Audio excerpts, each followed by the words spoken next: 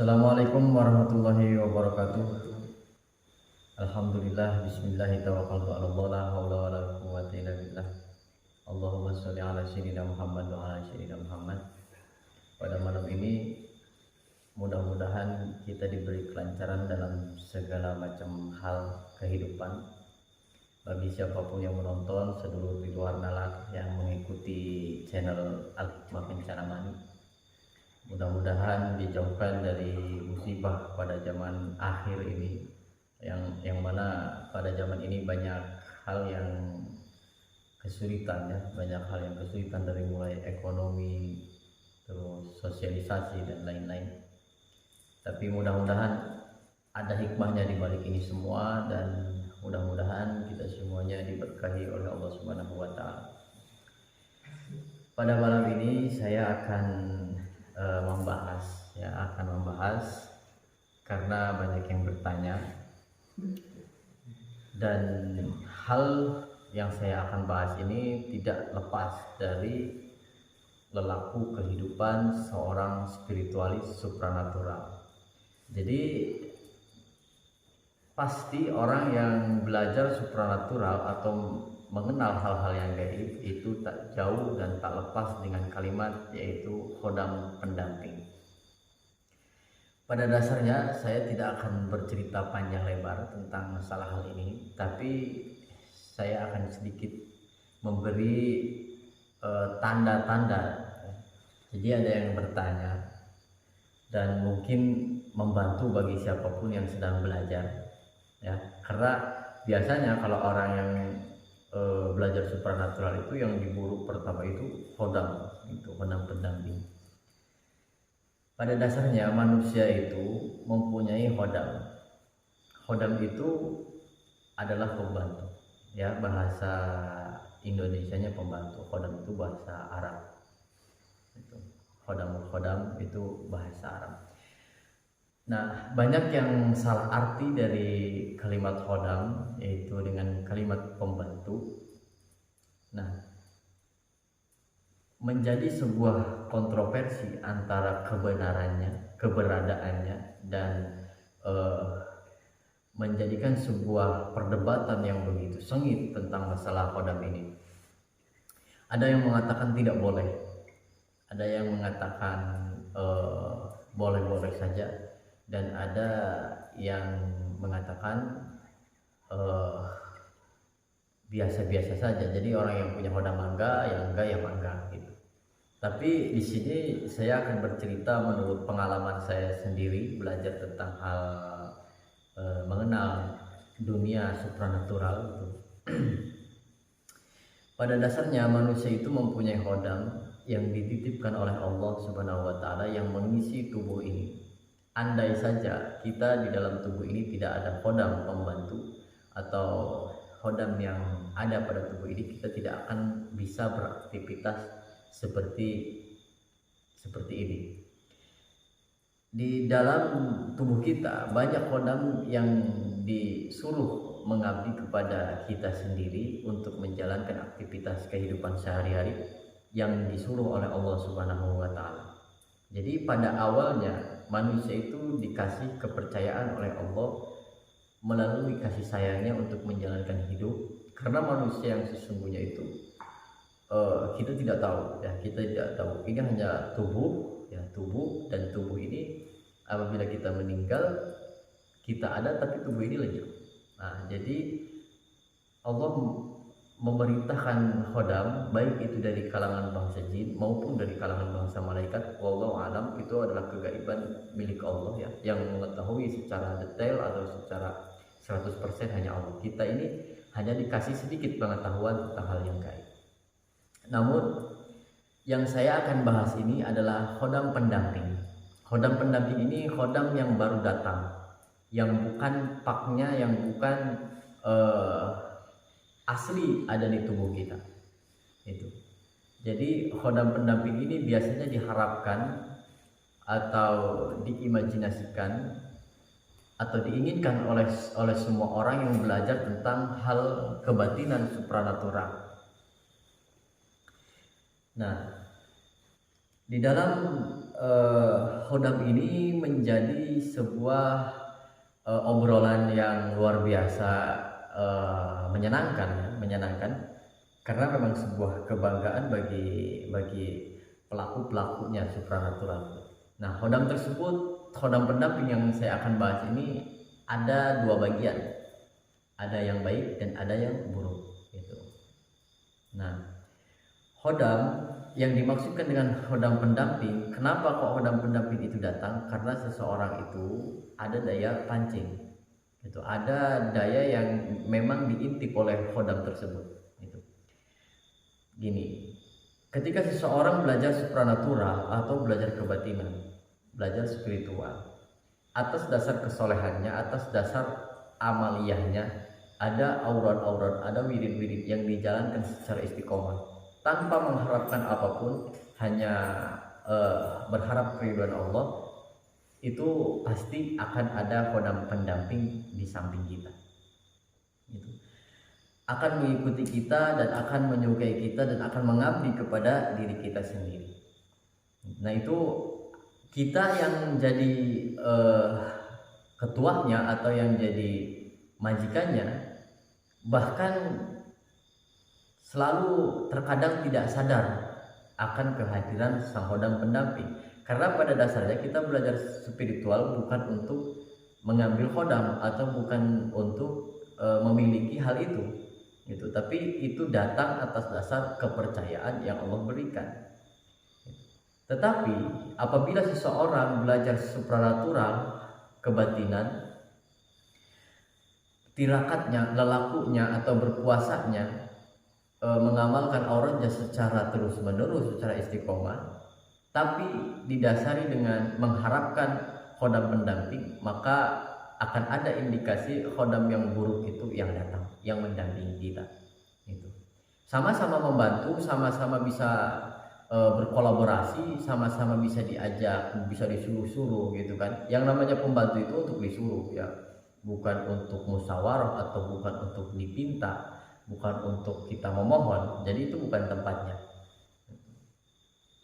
Bisa meskipun dia mengharapkan 100% hadirnya khodam di samping kita gitu. Nah, masing-masing mempunyai karakter di dalam khodam ini. Karena jin itu ada yang muslim dan ada juga yang di lain muslim itu, ada yang juga yang kafir gitu.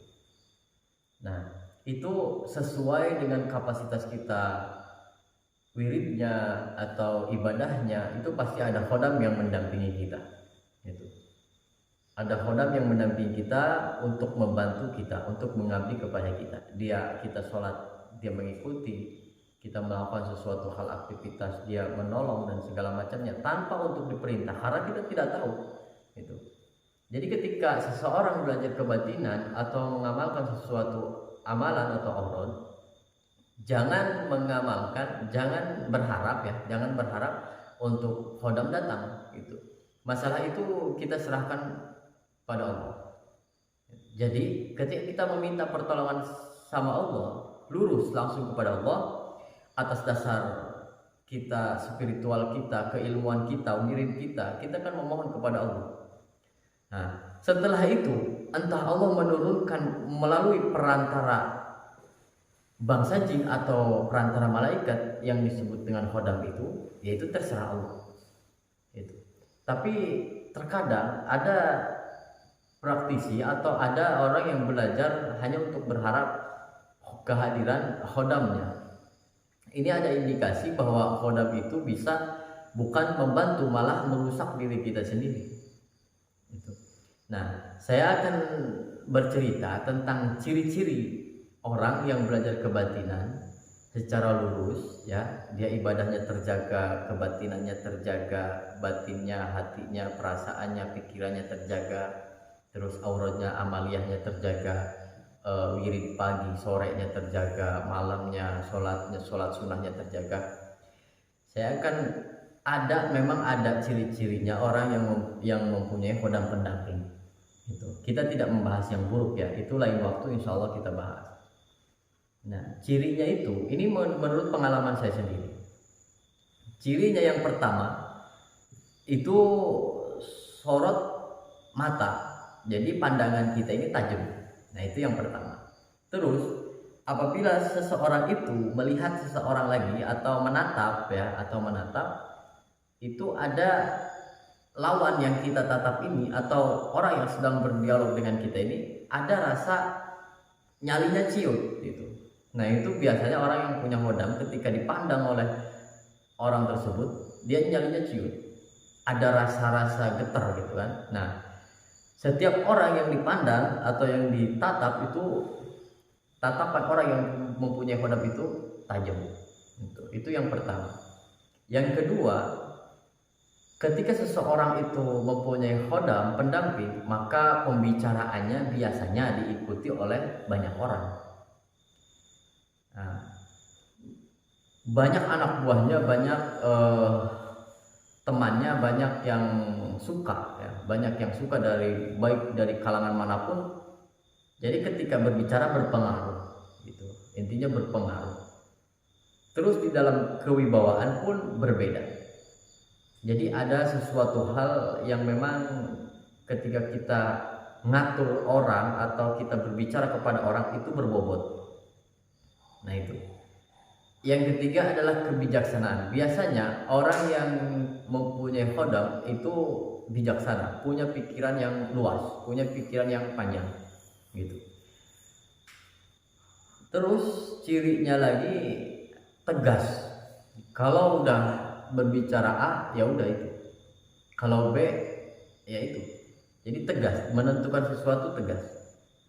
Jadi ketegasan itu tercipta dari jiwanya yang dipenuhi dengan kesolehannya gitu, dan dibantu oleh karena ada power dari hodamnya tersebut, hodam pendampingnya, maka ada energi tambahan atau sinyal tambahan atau aura yang bertambah gitu. Nah, ciri yang selanjutnya, jadi suka dengan mengobrolkan hal-hal yang gaib. Jadi kalau sudah berbicara hal yang gaib itu sangat suka. Terus misalkan kalau dari aksesoris ya, karena saya pernah mendengarkan penjelasan ciri-ciri orang yang punya hodam itu menyukai aksesoris yang berbau mistis gitu. Nah, itu sebenarnya kalau ciri-ciri yang itu, kalau menurut pengalaman saya itu tergantung hodamnya apa, tergantung kapasitas hodamnya seperti apa, tergantung kesukaannya hodamnya tersebut. Jadi kalau hodamnya nggak suka aksesoris yang berbau mistis ya enggak gitu. Jadi itu berbeda-beda ya, itu tergantung apa hodamnya gitu. Terus ini ciri-ciri ini apabila yang menonton merasakan hal yang sama yang saya sebutkan tadi, bisa jadi Anda ini memiliki hodam pendamping gitu. Terus misalkan kalau berpikir dan tiba-tiba ada petunjuk-petunjuk secara tiba-tiba seperti halnya intuisi, hal yang baru datang, nah biasanya itu bisikan dari hodam pendamping itu. Nah, ciri-ciri ini semuanya didasari dengan amaliyah yang baik, ibadah yang istiqomah, dengan belajar kebatinan yang istiqomah luar biasa gitu. Jadi hodam itu adalah kepercayaan yang diturunkan oleh Allah untuk membantu umatnya atau manusia, membantu hambanya yang selalu meminta pertolongan kepada Allah gitu. Jadi ada juga yang hodam itu yang negatif gitu. Hodam itu yang negatif, dan banyak hal-hal yang memang hodam itu bukan mengabdi tapi menjadi malah menjadi atasan si pemiliknya. Jadi itu tak masuk akal.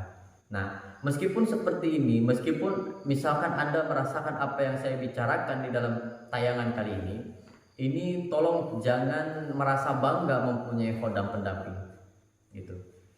Jangan merasa bangga mempunyai hodam pendamping. Karena apa? Karena kapasitas hodam itu terbatas. Jangan sampai kita bergantung kepada hodam. Kita selalu meminta pada Allah. Apapun yang kita lakukan, apapun yang kita bicarakan, apapun yang kita kerjakan, itu kita minta kepada Allah.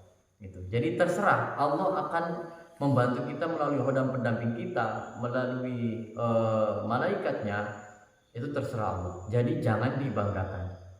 Gitu. Jadi ingat, ketika manusia mempunyai khodam pendamping, sebagai manusia harus menjadi pemimpin. Itu dulu Nabi Sulaiman itu bukan bersahabat dengan bangsa jin, bukan berarti baikan atau bukan berarti kolaborasi ya. Tidak, Nabi Sulaiman tidak berkolaborasi dengan bangsa jin. Itu bukan sahabat dan bukan yang lain-lainnya. Nabi Sulaiman itu memimpin, bukan dipimpin. Itu. Nah, jadi kita sebagai manusia, kalau udah benar-benar menjadi manusia, maka harus memimpin. Itu. Kita harus membina mereka itu semua, karena itu adalah kepercayaan dari Allah yang harus kita didik, yang harus kita tanggung jawab atas kepemilikan kita, atas dasar kepercayaan secara otoritas yang datangnya dari Allah Subhanahu wa Ta'ala. Jadi manusia tetap akan menjadi pemimpin ketika manusia itu menjadi benar-benar manusia. Ya, lain kali kita bahas tentang khodam yang lain, karena masalah khodam ini banyak versinya, bahkan banyak kontroversinya. Nanti kita bahas tentang khodam yang buruk dan khodam yang akan memakan diri kita sendiri. Ya, jadi terima kasih yang udah mendengarkan, melihat tayangan ini. Mudah-mudahan tayangan ini bermanfaat bagi semuanya, dan mudah-mudahan kita semua dilindungi oleh Allah. Kurang lebihnya saya mohon maaf. Assalamualaikum warahmatullahi wabarakatuh.